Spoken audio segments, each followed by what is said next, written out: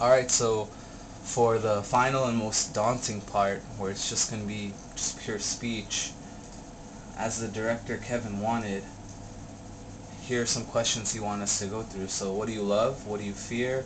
What makes you laugh? What's in your pocket? Is there a story behind any of the objects?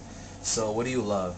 I would say there's a lot of things I love, but and some of the most important ones are just being around people, having discussions, um, the family ties that we have with people. But honestly, if you think about what one thing can I remove from this world that would make it unbearable, or think about one of the worst punishments we have for people, just putting them in jail, just segregate them from people. You need people. It just keeps us going. It keeps us focused. It keeps it's a part of life. It's integral to life. So what do I love? I love people. What do you fear? Inefficiency. Definitely inefficiency.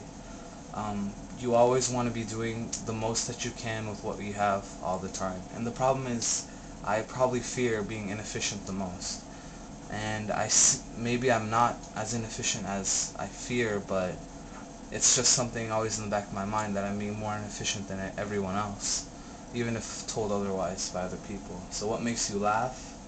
Um, Younger siblings, definitely. Friends. Uh, Interesting jokes. Nothing I can really add there. What's in my pockets? Is there a story behind them? I usually only carry three things, and I have a few stories, but not that many. The first has to do with my wallet. It looks just like a normal wallet, so there's no point in showing it. Um, I didn't really have a wallet. I just carried my money around in my pocket till I was about, what, 17, 18 years old. And the only reason I switched to a wallet is because I got my license. So once I got my license, I really needed everything organized better. And I just couldn't have the card, accidentally, flying out of my pocket. So hence, that's when the wallet came into being. But yeah, most of my young life, I didn't have uh, a wallet. That's the only interesting thing about that. Oh, by the way, I should have mentioned the date by now. It's pretty obvious if you're following why this is being recorded, but it's July 24th, 7 p.m. on the West Coast, 2010.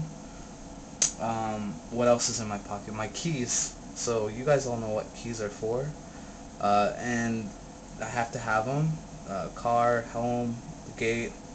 Not. I try to keep it as small as possible. Um, and my cell phone. My cell phone, I guess I could peek it, show you guys. So it's really old. So people, I guess, 50 years from now, that's not the norm. I by no means have the norm phone of what most people have. And uh, there's a funny story that goes behind it. And that is that my previous phone looks just like this current phone. So I had my previous phone for much longer than most people have phones at all, which was 2 years. And I've had this phone for 2 years. But for most people, since they can't see the little differences, it seems as if I've had the same phone for 4 years, which is crazy. And I think if anyone thought that, they would just say that guy has the record for the longest phone. But even 2 years, most people I think lose their phone or they switch it in about a year. So those are the only stories about what's in my pocket. I don't have any. I don't like to carry change. Um, yeah, that's basically it. So I'm not gonna waste any more of your guys' time. I guess this is my part of the time capsule in a day. Take care.